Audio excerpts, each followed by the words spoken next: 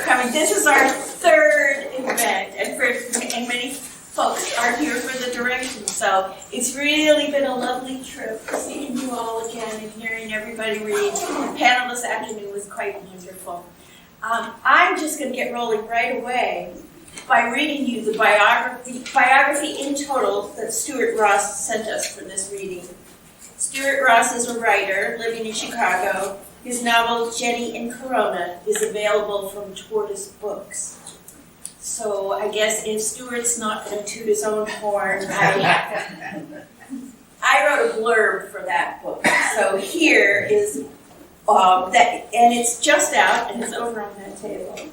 And everything I wrote could apply also to what Stuart was like in the MFA program. So this is a blurb plus Stuart in the MFA program. Jenny in Corona and Stuart Ross are a runway ride on the R train, fueled by sentences like triple shots of espresso. This novel is an extra-long Tom Waits song, a day at the stadium, a 3 a.m. breakfast in a diner.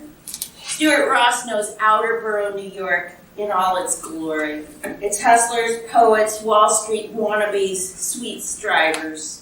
I'm homesick and smitten for the city when I read him. And now that he's back in South Bend, I notice a little buzz in the air. Thank you so much, Heather. Thank you guys so much for this 2 days. It's been amazing for me. I think it's been amazing for us. We're all in the same class. We're happy to read tonight. We have some party gifts for our hosts. Paul and Jessica for making this possible.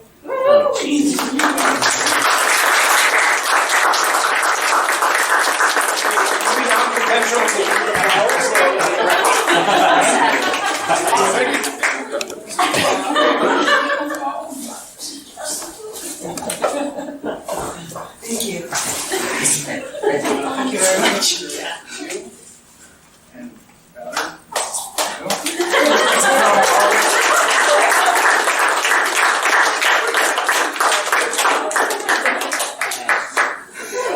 you have to open the scotch now.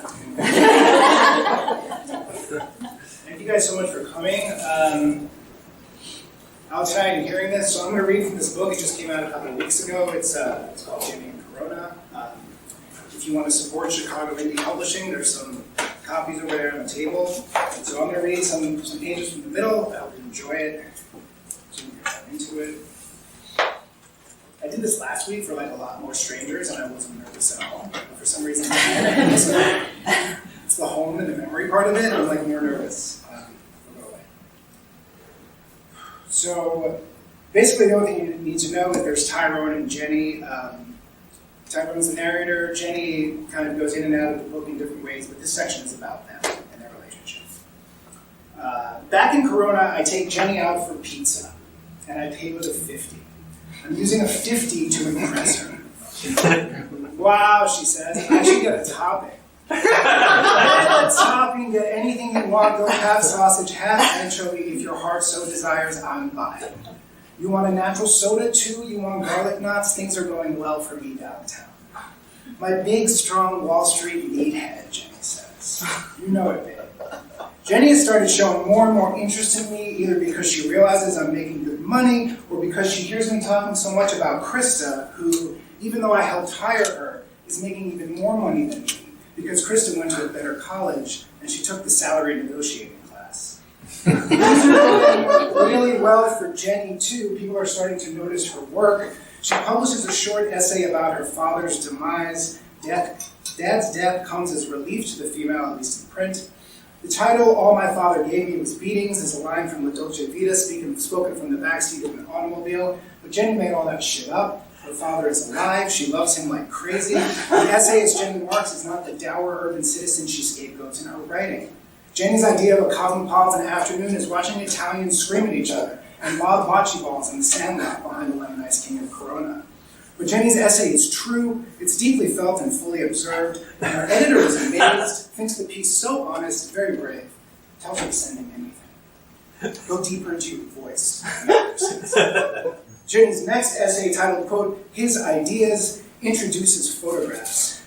A man, me, takes She takes a weekend sex romp a step too far and forces a woman to eat an entire boiled chicken. The story runs alongside timestamp photos of Jenny's face covered in my semen. The editor is even more amazed. Jenny took his suggestion to go deeper into her voice. He blasts the link to everyone he knows and doesn't know. Jenny earns mentions, the devoted editor, the only person more important to a writer than the parents from whom had childhood. And she earns a following among people who all know each other and who all know the same devoted editor. The thing is, Jenny says, I don't know any of them, but I'm also not totally convinced they know each other. This is really exciting, I say. I mean, it must be legit, right? They all have email addresses. Oh yeah, they all have email addresses. So you need a manager, I say. An agent. Yeah, you need someone with access who gets a cut. Down on Wall Street, I spend long hours at the office getting ahead. Jenny picks me up late one Friday night and we drive to Brooklyn for one of her famous book parties. After I get in the car, I ask, how many of these guys at this party tonight will you have slept with? How many of these guys gave you all the blistering content for your break essays? Too high to count, Jenny says. These guys, my spunk. Where's your office slut with the indescribable rack?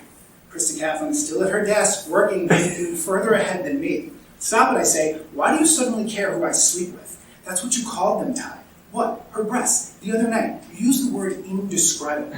I associate that word with feminine, not body parts. I associate that word with a hospice nurse, not an office slut's body mark. You were drunk.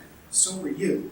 I knew this was going to happen. I knew when you started working down here that you would meet some fake Ohio slut. She's from Michigan, actually. I have a present for Jenny, the drawings of Lee Lozano, her favorite artist. The book costs a fortune at Borders, and if I didn't start working downtown, I think to myself, I never could have gotten them for her. She thanks me, but she doesn't seem to care. We kiss again, her tongue is hot. She places the book in the back seat and floors the gas. I also bought myself a present, a Brahms CD. It's the Rubinstein recording of the C minor piano quartet. The first notes are just a C octave. It could very well be the C major piano quartet. In fact, it's been suggested that only Rubinstein can touch this octave and signal to the listener that the pending chord will indeed be in the minor. That suggestion is a little bit dramatic. What do you think of this, I asked. The Brahms. It's decadent. Sinful. Do you like it? Jenny says, it sounds like a chocolate commercial.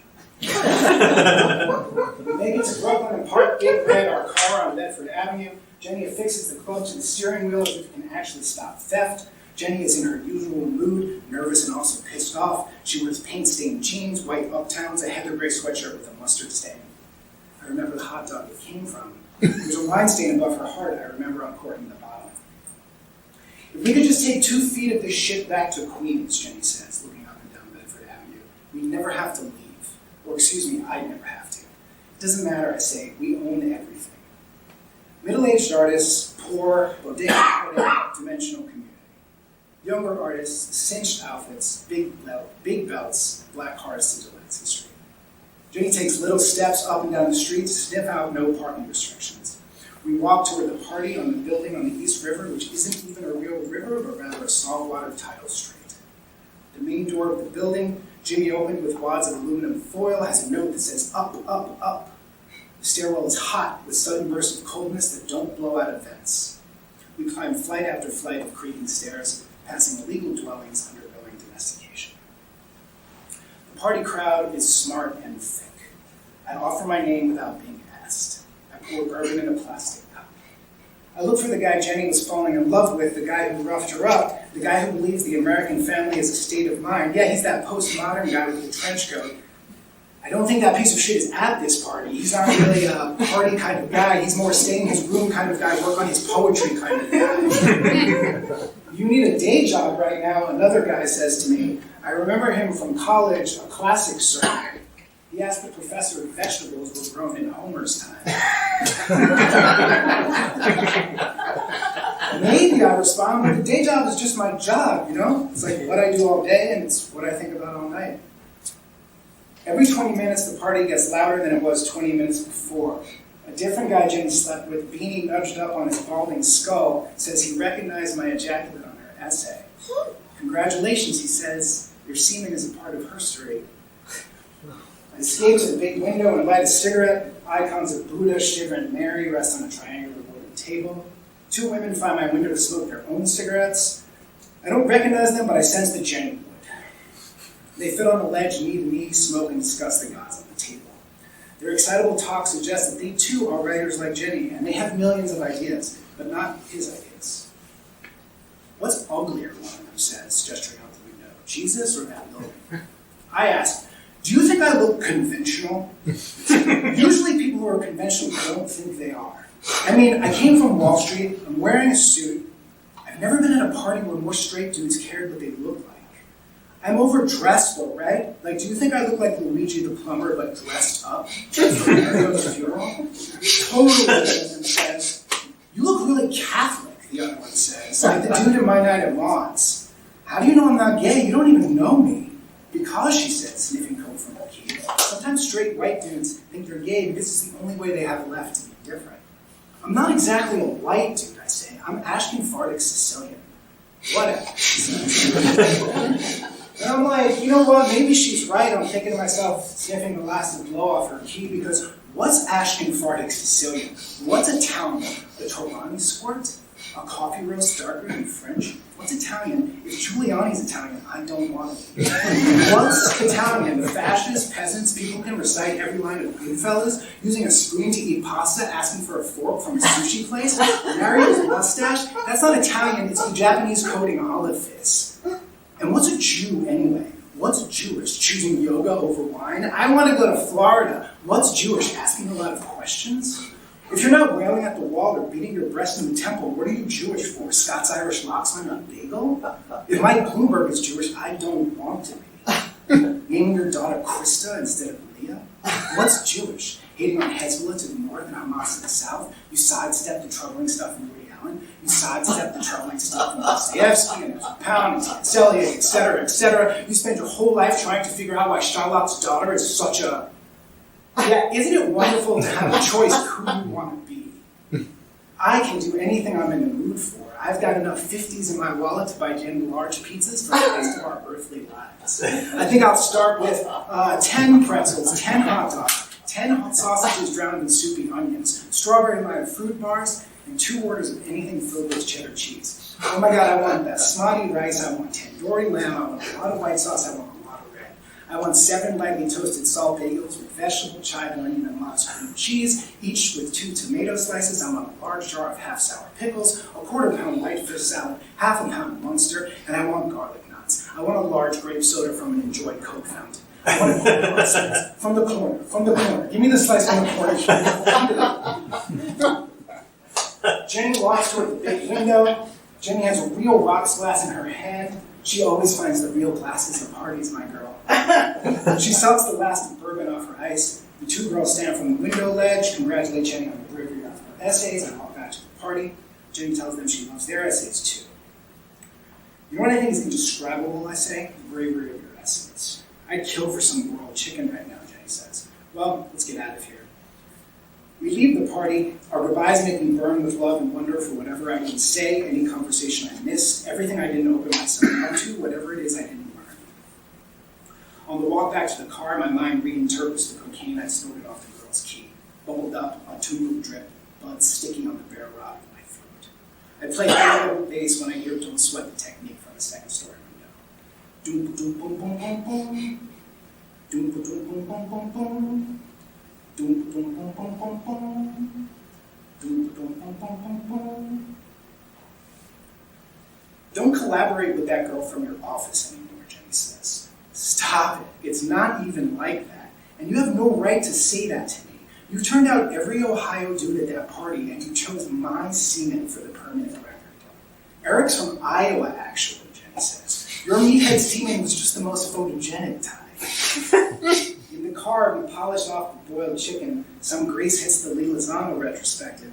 The chicken looks like so much chicken until we get down to the final pieces of meat and have to portion it out POW style. I find a bag of unsalted bodega almonds in the glove compartment. Why would anyone ever buy unsalted almonds, I say? Janie scrounges up a few McDonald's salt packets from the cup holder and we try unsuccessfully to salt the almonds. I give up and hand her the bag. She asks me to hold it for her and feed her almonds as she drives drunk over the bridge.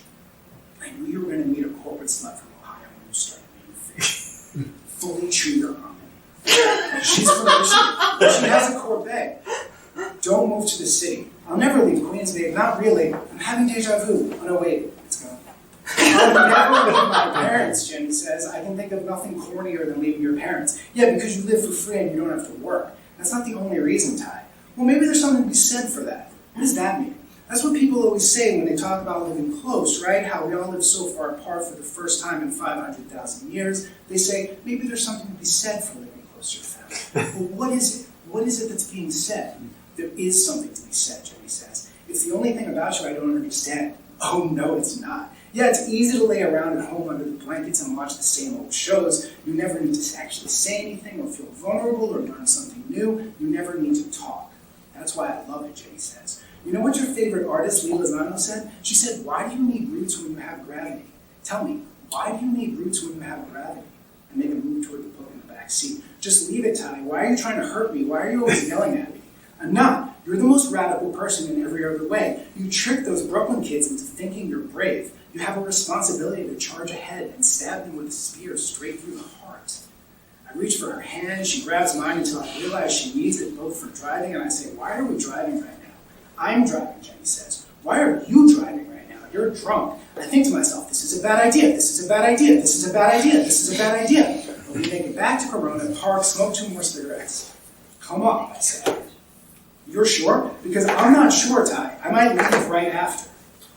No, come on. We go to my bedroom. She comes up. We go to my bedroom. We have sex on the floor so the headboard doesn't disturb my father. What's that noise, Jenny asks? That's insane. After sex, we go back to bed. Jenny says she's just going to stay for a few minutes.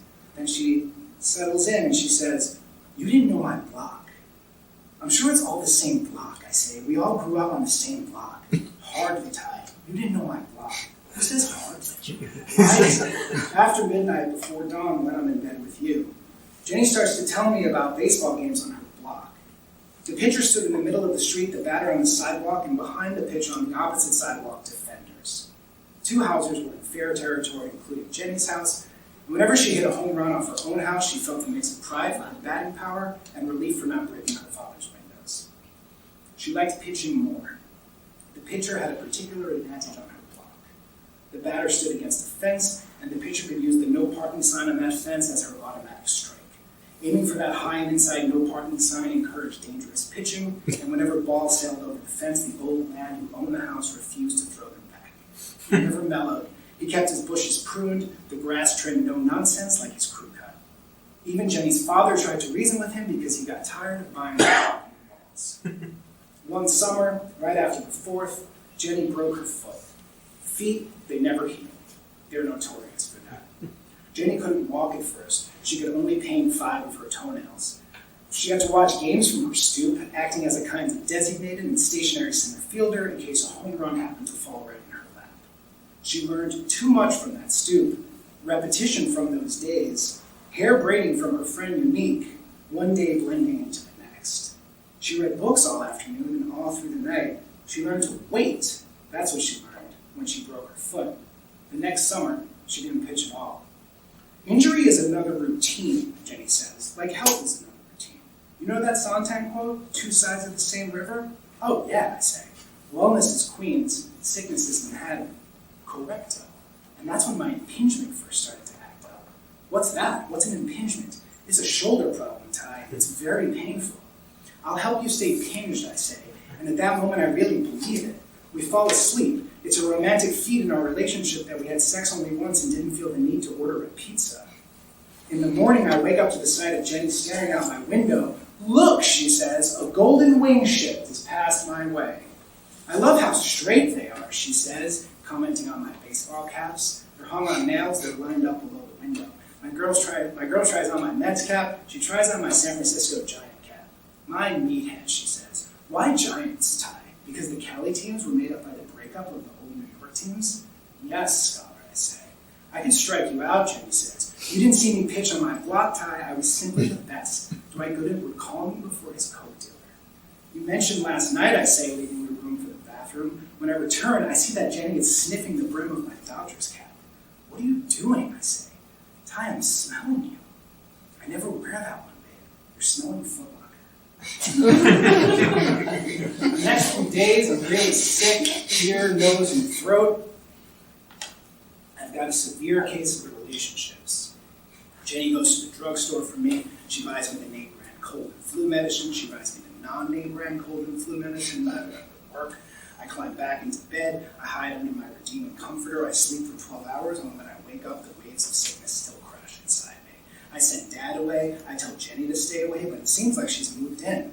I need drugs every 4 hours. I need bowls of steaming soup. Jenny brings me the Post. She brings me magazines. She calmly predicts my return to full strength. She reads to me from illness as metaphor in a New York intellectual accent. Illness is the night side of life. It's a more onerous citizenship.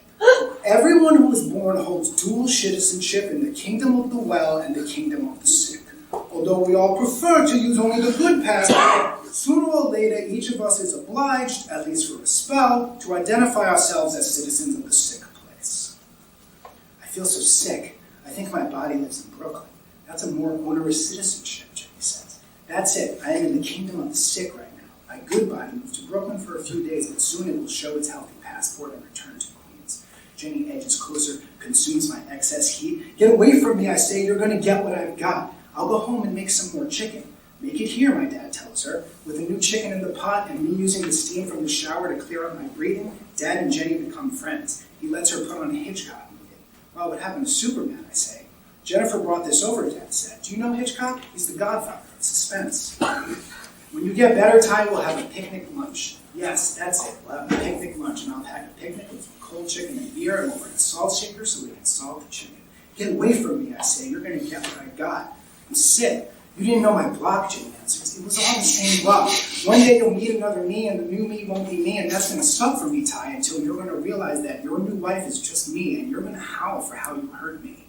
Come on, I say. You were meant to be with a me, Jenny says. I just hope it's a me. I'm all better. We leave the house. We ride the R train into the city. We start walking towards Central Park. I don't know if I'll be allowed inside the park, I say. You'll be allowed, Jenny says. We walk freely through the open gates of the park. On the paths and the benches, we see musicians, shrewd portrait painters, undercover cops, French kids hogging love. A father, he's got his golf clubs, he's got an attaché case, he's got a beautiful 3-year-old blonde daughter on his shoulders. She looks up at the sky and asks him a question, and the father replies, well, we don't have those types of clouds in California, sweetie. Jenny stops walking at the North Fields. We leave the path and head to the baseball diamond. 2 tall men are slowly moving and practicing bunting. Those guys must be serious. Who bunts anymore? I can strike you out, Jenny says. Jenny explains our needs to the men. They laugh, offer us their equipment. They walk over to the dugout and sit down on the bench to watch us. Jenny trots over and hands me the bat, keeps a stuffed ball and a mitt for herself. I walk to home plate. I look out and study my Corona girl on the mound. Ponytail for her cap. My girl comes out the stretch, overhand, nasty up front. She looks like Sally Mann's photograph of the female pitcher. On her gloved hand, an exposed middle finger flipping off an unseen runner at third. Around her, Manhattan emptiness. She has no opposition below the power lines. As for me, in the batter's box, I feel past my prime. I check the mate of the bat. I let it rest on my shoulder. From the batter's box, I realize how large a baseball field is, how far away I stand from the imaginary fences. This is the one sitting from childhood that never gets smaller. I crouch, cock, pretend to have a stance. It is my lump of information the way I've watched dozens of hitters stand before. I have no style of my own. Jenny stomps the dirt. Her clothes suit the dirt. I forgot we're both lefties, I yelled to her, except with scissors, right? And I iron right, she says. She turns around to her imaginary fielders. I watch her big boxy ass, how out her back is, how unprotected. She pounds her mitt and circles the mound. I never want to let her win. I want to hit a home run. We have no defense. That means a home run will be anything over Jenny's head. All I have to do is make contact. I hope this doesn't make my impingement act up, she says. What about your foot? Feet, they never heal, Ty. Yeah, I know, you're notorious for that. What doesn't heal stops bothering you eventually.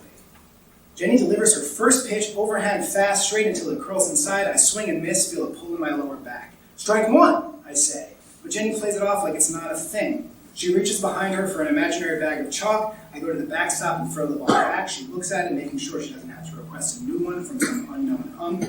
She walks back to the mound, falls into her set position, checking runners on the deserted bases before coming into her windup and delivering another fast pitch. This one doesn't curve, it rises, and my bat rises well, but not enough. Strike two! I throw the ball back. Jenny returns to the mound and holds the glove up to her face. covering it so an imaginary runner at second base won't see when she places her fingers on the seams. Then she steps off the mound and walks in a circle. Come on, I say, let's go. In case my impingement acts up, Ty, I want to give the bullpen time to get loose. Your impingement is going to stay pinged. You're down 0-2, Tyrone. You've got to protect the plate. Why don't you choke up a little? She goes through her motions and delivers the pitch. It starts off in what I think is my sweet spot. I really think I'm going to belt it out. I'm going to win this battle against my girl, but the pitch ends up in the dirt and I swing so hard I fall down crying. Jenny walks slowly toward the plate until she's standing over me. You're out, she whispers. I raise up my hand, giving her the opportunity to lend hers. I hope that made you feel better, I say, standing up on my own. Jenny said she didn't feel bad. Thanks.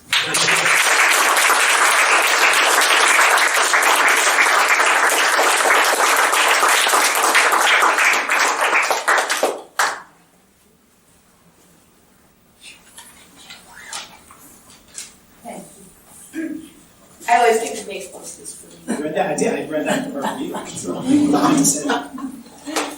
See, Kubasta is the ultimate switch hitter, just to continue the game. I didn't know he was going to do that. I'm sorry. She writes poetry, prose, and hybrid forms, and is the author of the full-length collections All Beautiful and Useless from BlazeVOX, of Covenants from Whitepoint Press, and the novella Girling from Brainmail.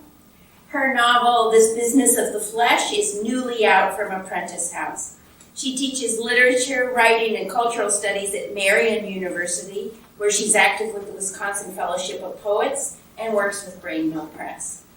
When she was here, she kept us all on our toes, aesthetically and socially. With Mike Smith, she kept me administratively afloat in the program office, and I would have gone under without them.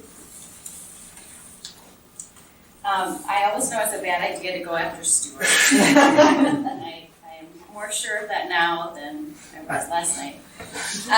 So I was going to read just a little part of the first chapter of This Business of the Flesh, which isn't funny at all. So hold on, Stuart. Please. Funny, please. And then I thought I'd just end with a couple of poems because I actually was here as a poet.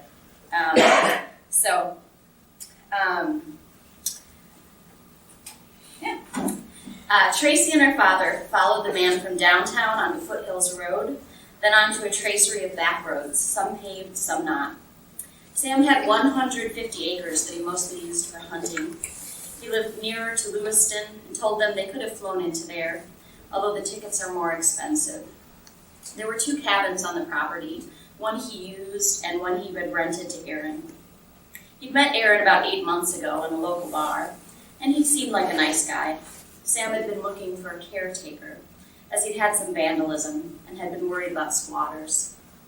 Aaron paid rent up front, cash, agreed to clean up some brush, walk the woods, and keep an eye out for trespassers. Sam thought Aaron was maybe one of those hippie types, those live-off-the-grid fantasy guys, but they didn't have any problems until the dogs. And even that ended up being all right in the end.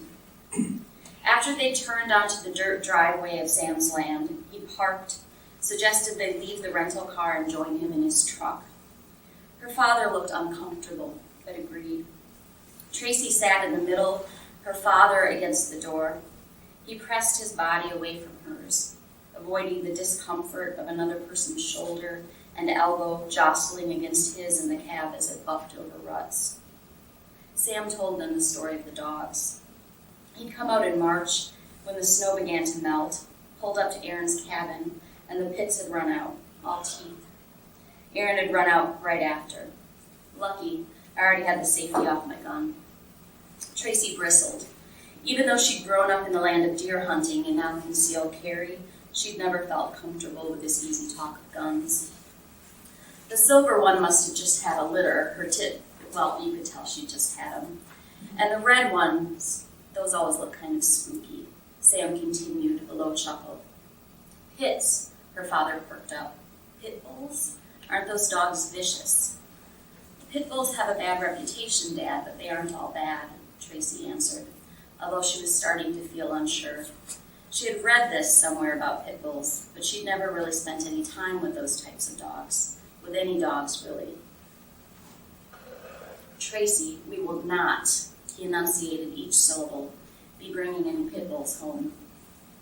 Well, sir, Sam responded, and she appreciated the sir. He must have heard the consonants. They're really sweet dogs. But I must admit, I'm partial to Stella. After about 5 more minutes of driving, they pulled up to the cabin. Her father said he'd wait in the car, so Tracy slid out the driver's side after Sam. The minute they opened the door, the pits were all over them. One was silver gray, and one was red with freckles. They wagged their tails so hard it was as if they had no spines, their bodies curving into C's, then curving back again as they jumped and licked and pranced, their nails clicking on the wide plank floors. After a few seconds of greeting, Sam yelled, "Out!" and the dogs scampered out the door, racing around the yard. In the far corner of the room, Tracy could see a third dog.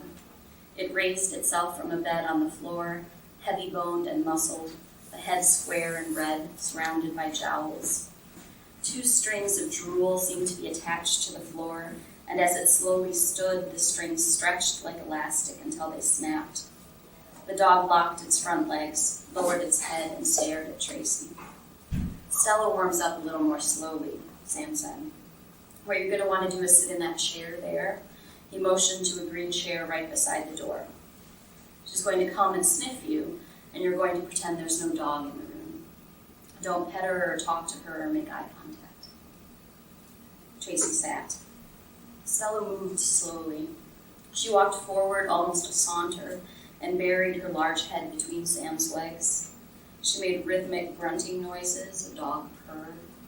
He massaged the rolls of skin around her neck, lowering his face to her back. "Oh, Stella," he said. "Stella," doing some impression of Brando as Stanley Kowalski. After a few seconds, Stella backed up and then moved towards the door, stopping alongside Tracy. The dog sniffed her backside where she was hunched forward, away from the back of the chair. "You okay?" Sam asked. "Am I?" "Sure. Stella just has to get to know people a little. She's a discerning girl." He smiled. "Just keep talking to me." "How long did it take her to get to know you?" "By my second visit, I was all right, but she can be pretty intimidating at first. I thought you might remind her of Aaron." Tracy's eyes welled up, and just then Stella snorted, and Tracy jumped. "Easy, girl," Sam said, but Tracy didn't know if he was talking to the dog or to her. Stella continued out the door, joined the other dogs sitting alongside the truck, staring up at the passenger window where Tracy could see the whites of her father's eyes. Tracy's brother Aaron had been living in Idaho, in that small cabin with those dogs.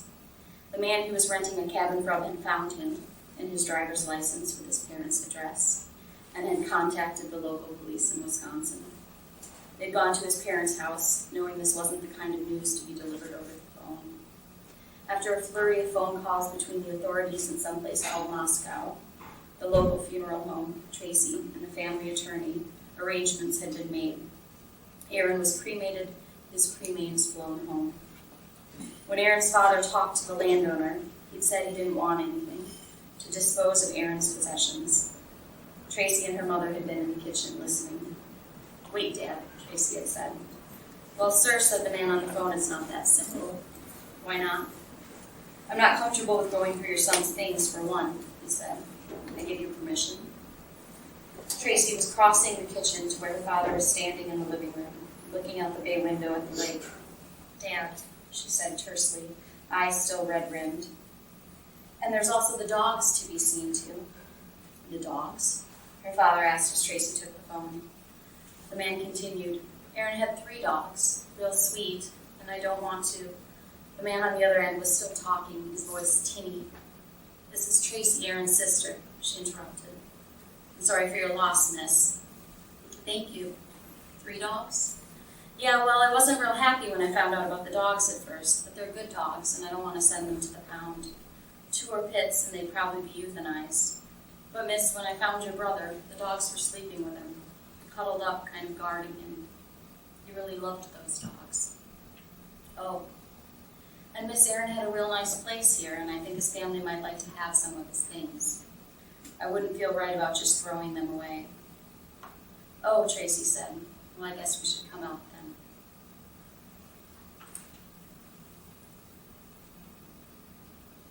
I made really careful notes to myself. There it is. Until about a year ago, the news on Aaron was disappointingly the same. His depression was clinical and constant. When he was under a doctor's care, there would be some hope, some new combination of pharmaceuticals that would improve his affect, and even allow him to take some joy in interacting with his sister from time to time. But often the lifting that came with this relief from the worst symptoms would also lead to new energies that would turn self-destructive. He had been hospitalized for suicide attempts several times since his one semester of college. Since that first terrible phone call, there had been more, almost a routine. Despite Tracy's mother's busyness with all things domestic, she rarely answered the phone anymore, certainly a learned behavior. Aaron's college roommate had been so kind to him that they hadn't known how bad it had been before that first phone call, how he had rearranged his class schedule to check in on Aaron several times a day, stayed weekends at the dorm, even made an anonymous report to the dean of students. When Tracy drove with her father to pick Aaron up from the university, and her father was loading the car, the roommate had taken Tracy aside and explained the details. Tracy recognized her old fears. This young man, only 18 himself, had become Aaron's keeper. After the first 2 weeks of college, the old Aaron had returned.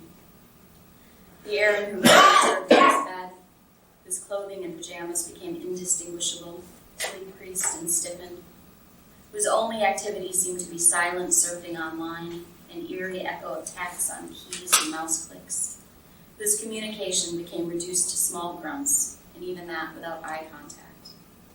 The roommate had tried everything he could think of, taking Aaron out to dinner, to walk State Street, to parties, introducing him to girls who liked quiet, dark types, who themselves tried to draw Aaron out. Nothing worked, and he felt like a failure, just like Tracy felt like a failure. And Tracy, who was not given to hugs, certainly not to strangers, hugged this stranger and said, "Thank you," said, "It's not your fault. There's nothing you could do," said, "We appreciate your help," and meant it. Tracy and her father loaded the car at the dorm, and after Aaron was released from the psych ward, took him home. Aaron sat in the back seat, staring out the window the whole way, worrying the hospital bracelet on his arm, the skin of his wrist winter pallor white and flaking. The first 2 years of high school, Tracy realized, was when she'd lost track of Aaron, distracted by her new freedoms and her new friends. That was when she'd started having the dreams, long before any of them knew consciously he was in danger. The dreams were always the same. Someone was hurting Aaron. She never saw who it was, but the danger was real and advancing and meant to cause bodily harm to her brother, to torture and kill him. In the most common dream, Aaron is an infant, and she has to carry him around. The danger is the kind of killer who enjoys exacting pain before delivering death. The landscape is flat, mostly sand and scrub. She stumbles, carrying infant Aaron, and tries to outrun the killer. She swaddles and wraps him in bandages, but blood is seeping from the wounds. The killer has cut and torn and stripped his skin off, but infant Aaron doesn't scream anymore. He whimpers. She knows she can't outrun the killer forever, and she knows she needs to get help. Infant Aaron is heavy. He weighs her down. She sets him down and runs for help. She digs a hole in the ground to hide him in. She runs as fast as she can. She hopes he'll be quiet and that she'll get back in time. But she always woke up before she could get back to help him. Her father refused to come into the cabin until the dogs were locked in the back bedroom. Sam was right about Stella. As long as Tracy ignored her, Stella did the same. She really was an impressive animal. Loose flesh collected around her neck and chest, and when she ran, it swayed with her gait. Her eyes were amber, her paws were huge. With the dogs locked up, she and her father inspected the cabin. Well, she did. It was was one large room, a connected living room and kitchenette, furnished with a couch, the green reading chair, and a small desk. There was the small bedroom and a bathroom with a stand-up shower and a composting toilet. Her father wrinkled his nose. He gave the space and Aaron's belongings a cursory glance, then walked outside where Sam had gone to give them privacy. But once Tracy started looking, she couldn't stop. There was a small wood stove and a stack of perfectly split and stacked logs. There were 3 cast iron skillets, well seasoned and well used. There was an orderly root cellar, trays of started seedlings around the windowsills, mostly vegetables, now parched and drooping. There were the dogs' bowls. There were jars of saffron and turmeric and Arctic root. There were shelves with novels and poetry and self-help books, dog books, The Monks of New Skeet, Patricia McConnell. There was a light table. And there was what was missing: his pharmaceuticals, his video games, anything wired. He was trying to get better. Aaron had withdrawn here to get better and return to himself. Maybe return to her. In the end, she and her father argued. He took the rental car and flew back. She stayed for a week at the cabin, going through Aaron's things, packing what she wanted, and discarding what she didn't. It took Stella about 4 days to warm to her, but they coexisted in the small space with no animosity. She fed the dogs, let them out, took them for walks in the woods. The Pitts, who she took to calling Smoke and Red, loved her immediately, curling up on either side of her on the couch when she read her books, and when she finished those, started on Aaron's bookshelves. She found his journals, but boxed those up right away, not ready to read them. Sam was staying at his cabin for the week, too. He stopped over early afternoon on her second day to check on her. He was probably a few years younger than her father, but seemed quite a bit younger, rangy and lean, with a weather-beaten face. She was glad to see him, asked him back for dinner that night. "Are you sure? I don't want to intrude. Please. You can help convince Stella I'm okay." She smiled. The big dog was leaning against the tall, gray-haired man, staring up at him lovelorn. She probably feels doubly abandoned. He arrived that night with a 6-pack and a pizza, fired up the grill, and showed her how to grill frozen pizza when there's no oven, doctoring it with a few of Aaron's leftover provisions. Some mushrooms he reconstituted in water, the dried basil leaves that were tied up in leaves. They sat around the fire ring and he told her how he had found Aaron, how he thought that Aaron had probably arranged it that way, not wanting the dogs to suffer. He'd likely taken the pills the day before. The dogs' food and water bowls were full, but they hadn't touched them. When he knocked and yelled and Aaron didn't answer, but the dogs were whining, he knew something wasn't right. So he walked in. The Pitts were together on the couch, looking shell-shocked, but Stella was curled around Aaron's body, so that his head was cradled on her belly. She was shaking and lying in a puddle of her own drool. Tracy was glad dusk had fallen, but thought that her wet eyes were probably still visible in the firelight. She let her bangs, which were getting a bit long, fall into her eyes. "You okay, Tracy? I shouldn't be telling you this." "No, it's fine. I want to know. Keep going." Maybe Stella had curled around him after he was gone. Maybe he'd lain down with her. Either way, that's how Sam had found him. He said Stella let out the most plaintive sound he'd ever heard a dog make. Worse than the pain he'd heard his own dog cry when it got hit by a car, almost wrenching its leg clear off. Sam came out a few more times to help her load boxes, light a bonfire, and move the heavy things. He drove her into town to rent a panel van and buy a double mattress for the back to haul the dogs home with her. When she told him she was taking all 3 of them, that she was keeping them, he hugged her hard. When he pulled away, his eyes were wet and he kissed her on the mouth.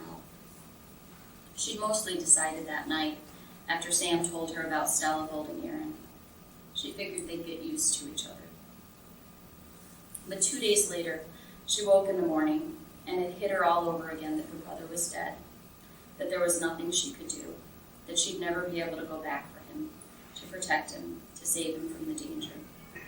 She started crying, quietly at first, then louder, and pretty soon she was sobbing full-throated into her pillow like a child with no control over anything. She felt her. The bed sunk down a few inches and she froze. It was Stella. The Pitts didn't come on the bed. They slept on the couch for naps and all night long.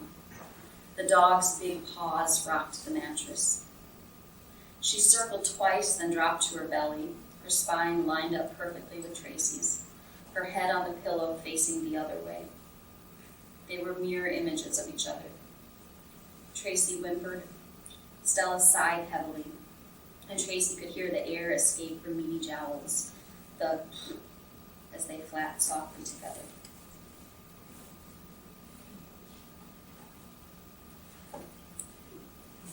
And then I thought I'd just read a couple poems. The first one's called The Myth of the Underage Woman. After the Epstein story broke, for the next 2 days, there were 80 mentions of his victims, and they were referred to as underage women, underage women, which is funny, because we've already got a word for that. The Myth of the Underage Woman. What I think is a hummingbird, heart rate more than 1,000 beats a minute, resting respiration in the hundreds, is a sphinx moth. Still beautiful, somewhat rare, nectar feeder, honey stealer.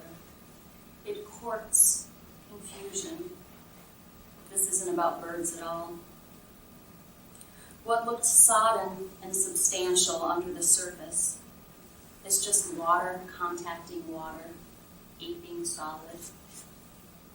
Even a dream where your sister offers a bushel of bird beaks means nothing finally. Female dragonflies of the Aegiunceus species fall from the sky to avoid copulating with males. Veined cellophane wings glitter the ground, underbellies of thorax showing. The observant scientists note this is an atypical posture for a dragonfly. The underbelly of the thorax is called the sternum. The females assume this posture to mimic death. When threatened, the human response includes an instant increase in heart rate and blood pressure. Muscles, lungs, brain bathed in blood.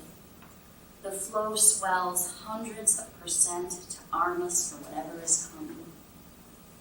It must mean something. The way you turn toward it or cower and cover, hands splayed over sternum, wings still. And then I've never read this one. This last one before, I already crossed out half of it, so let's see what this part was. It's called Promise. In the halls outside my office, the previous occupants hung cartoon posters about sublimation. Dinner scenes of predators sitting down with prey. I noticed little things like whether the pigs hold utensils in their cloven hooves, whether the wolf is dry-mouthed. An Armenian story tells of Mardigal, women who eat children, their own, then their kin's, closest to most distant, finally the young of strangers. They walk rough-furred through the night while doors swing open at their approach, locks sprung. 7 years of this, and then their pelt ascends to heaven, and they are women again, only women, but marked by the tail. I once saw something canid-shaped lope across the far field. Clinical lycanthropy is a rare form of reverse intermetamorphosis, categorized as delusional misidentification syndrome. The main symptoms are behavioral, but the sufferer may self-report a ravenous appetite. Historically, lycanthropy referred to the process of becoming a wolf. The wolf isn't dry-mouthed. The curved form of her tongue rests on and between the teeth. Coarsened pelt slick with oil and dense with burrs from the far field, a forest of hollow-stalked weeds flowered with purple burdock. When I was younger, I saw a woman uncommonly beautiful and said to my friend, I want to break her in half. I wish to take back the saying, maybe the wanting, to pretend not to have meant what I meant. I knew but couldn't name the destruction limning desire. Yesterday, a cicada struggled its way across the brick patio, thumb-thick body and flailing wings. I wanted it, but that would have meant killing it.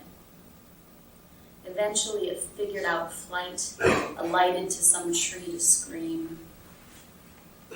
If there is ever an event widespread enough to contain transgression, desire, regret, apology, understanding, and the weight of let-down defenses, I will find you in the darkened rooms of that disaster and finally touch you.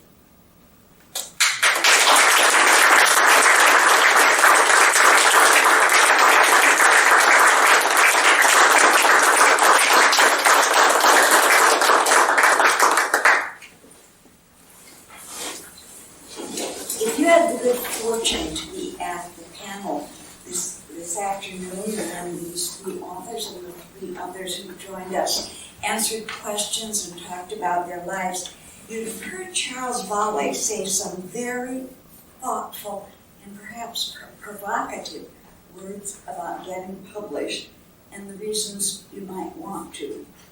And he should know. Charles has been on both sides of the editor's desk.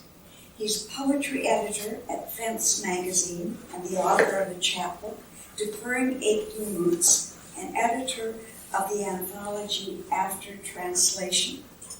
He's also published a list, let me start that sentence again. He's also published a quantity of poems in a list of magazines that are themselves full of such images that I want to read the whole list to you. They are Quirk, Hiram Poetry Review, Good Foot, Kiosk, I Rhyme, Berkeley Poetry Review, Lungful, Blue Sky Review, 420 Opus, and Flyaways.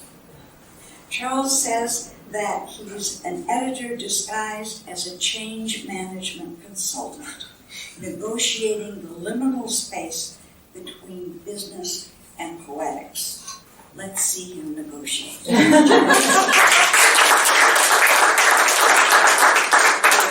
Having us. It's been a really pleasant 2 days here, just coming back and see how stuff has kind of been rewritten. So, April 22nd, 2011, my first daughter died. It just completely fucked with my head for the longest time. And I know that people who've suffered through grief, you just can't talk for a while. And the thought process were just so disjointed. And it took a really long time to just write. And so for the past 8 years, it's been just these fragments, and tons of fragments. I couldn't really get myself to get together. And so when I got the email from Valerie, I'm like, this is it. This is my chance to focus on something, like an end goal here, work through that. And so I've been working on this. The working title is called Proof of Stake. Memory shorn, leaves falling again, a maple, a poplar, those diamond scars bursting forth, oaken and ashen projections of future lives shorn or sheared, a shared understanding of a quasi-clustered fuck full of twists, populous pulp for the pressing, perfect bound for the words you will never read again, stories unfinished, fragments and all. And when I think of the phrases unturned, the lines not breaking, the words that will never ring for you, Vivian, I am reminded of the histories wrought with erasure. I am standing atop a cornice of a mountain I've never climbed. The escarpment unfolds, and I am terrified. The escarpment unfolds and I want to hurl my body and create an avalanche. This is what I thought our lives would be. Going through motions, checking boxes, striking through lists like watching the sunrise over Angkor Wat or descending on Machu Picchu, all silhouettes in golden light bathing desolate ruins of empires. This is the age of desolation tourism, or this is the age of disintegration voyeurism. How do we unfuck ourselves? Think of lineage now. Think of diaspora and reconquista, oaken and ashen histories, shorn or sheared, stories scribbled on Chinese paper, not populist pulp. The mulberry bark, perhaps, hemp rags, the detritus of fishnets, Sai Lun and his guarded recipe.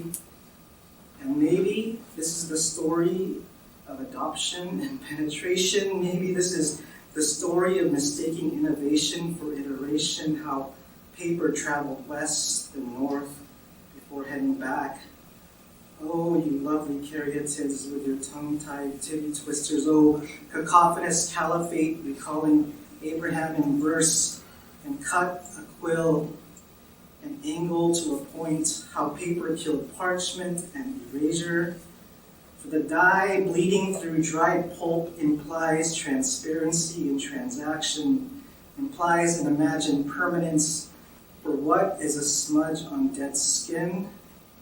Mistakes, misshapes. And my mind is smudgy pulp, all flayed remnants of brown skin, incoherent thoughts, projections of paternal aptitude, the detritus of hope macerated, pressed, and dried. There are no words. There are words. There are no words. There are utterances. There are incomplete silences, guttural grunts and groaning and emptiness like I've never felt. The sensation of phantom limbs where limbs lay dormant. Parts of me died each day with you, Vivian. Parts of me want to cover my body in your story. In cuneiform, saying in Assyrian, in some dead language, in more indecipherable glyphs, like pictogram perhaps, of how I lost my tongue, or how I want to never let you go with my phantom limbs. There is an emotional debt accrued in grief, compounded daily by wordless songs, atonal instrumentals, unstable harmonies leading to more guttural grunts and groaning. Oh, you lovely caryatids. Oh, cacophonous caliphate. My emotions are disguised as Byzantine generals, traitorous and treacherous, surrounding an imagined city that may or may not be a clumsy metaphor for my faculties. An imagined city is under siege, and the generals cannot trust each other to lay waste or retreat. An imagined city is under siege, and the populace do not know it, cannot fathom such decimation, cannot imagine the possibilities of desolation after song, cannot conceive of fault tolerance capable of consensus. The populace cannot agree on the beauty or annoyance of populist catkins floating like so much fake snow, gathering in corners and ramparts, coalescing as the wind takes them. Children run with arms outstretched like little brown planes caught in a blizzard in slow motion. The babies are breathing in catkins and choking. Engines are sucking them in and dying. In Beijing, they conceive sex change operations as populist solutions just to stop the fucking things from producing flying pollen. And there are other solutions. Some more elegant and others less so. Like, let's just wait for the population to die and start anew. Much like grief, perhaps, in stages, in waves. Someone is tracking the lower highs, the lower lows. Someone is anticipating such psychological movements, calling bottoms, predicting retracements from further waves. And all this analysis is bullshit. In all this analysis, nothing matters so much as a desire to connect once more. I want to become epistolary as fuck, and to think a letter struck through was another word birth, deletion and transposition conceiving a new name. Another. You will not be our only child, Vivian.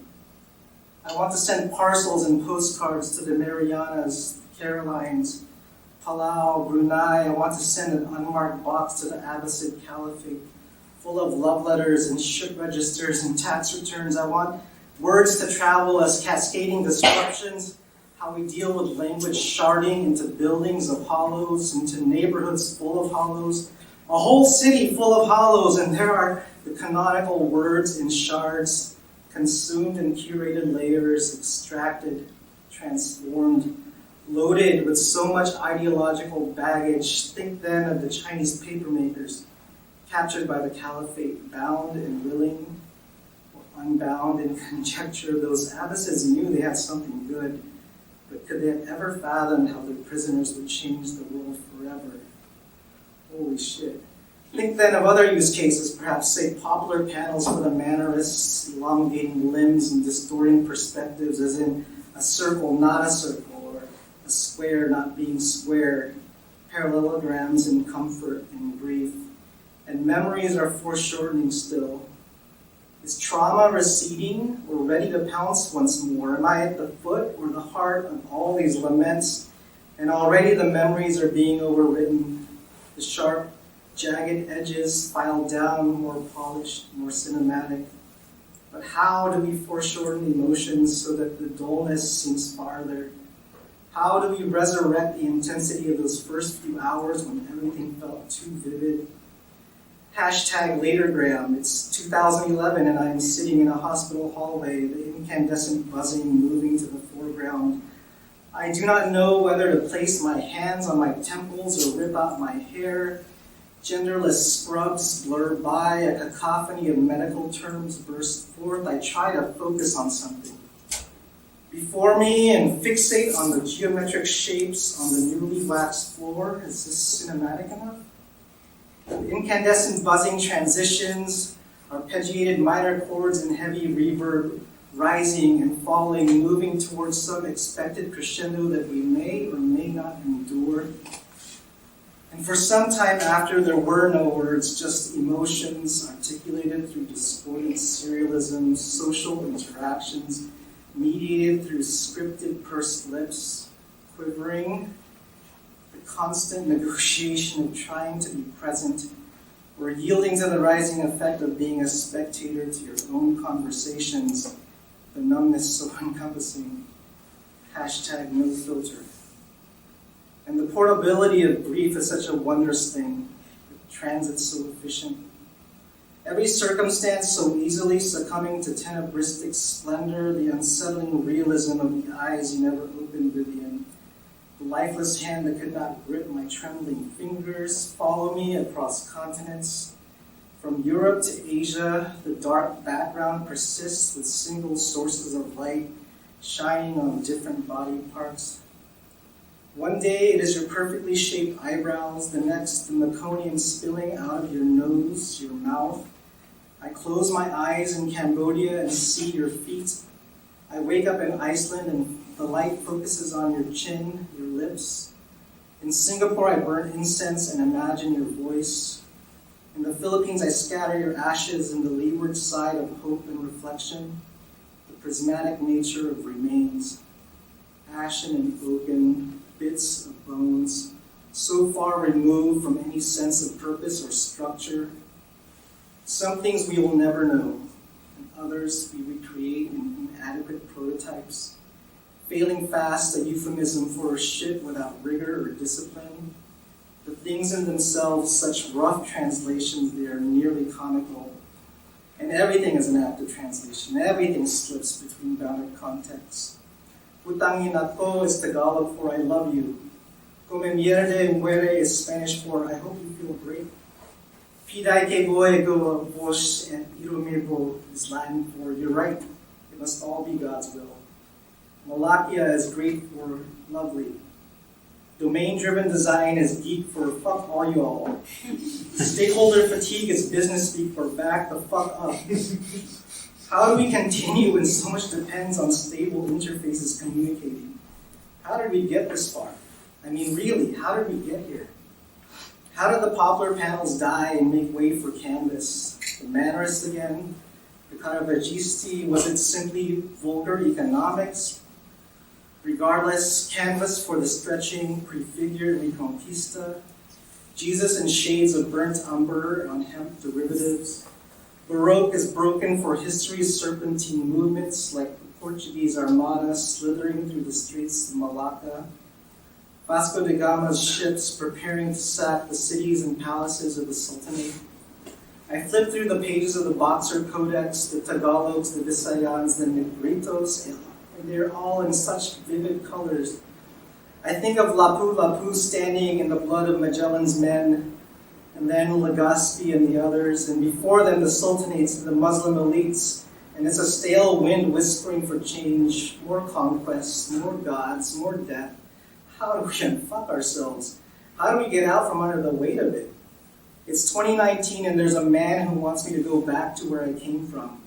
There's a man who wants to call me there's a man who wants to teach me a lesson on supremacy. There are people who want me to believe in one history. They want us to become horribly synchronous again. I want to find a way out of time. A formless, lifeless photograph, perhaps, the opposite of decisive moments. I want to escape the photographer's gaze and reorganize the forms, the lines, the landscapes.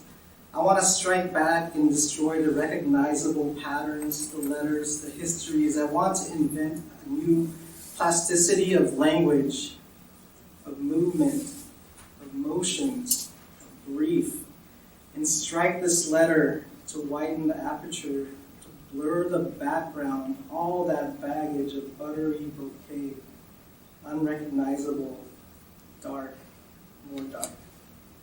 Thanks.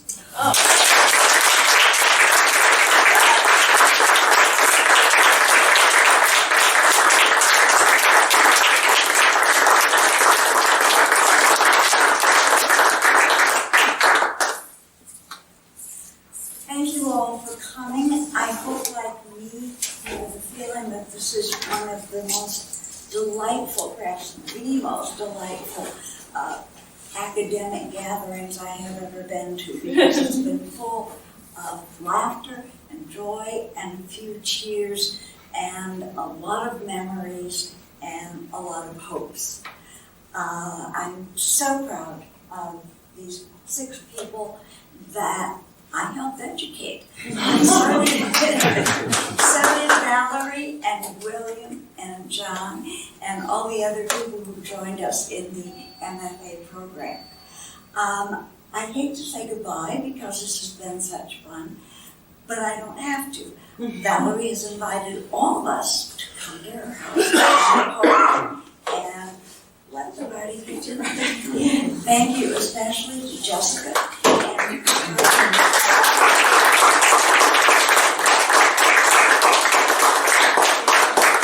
thanks to Alyssa, who has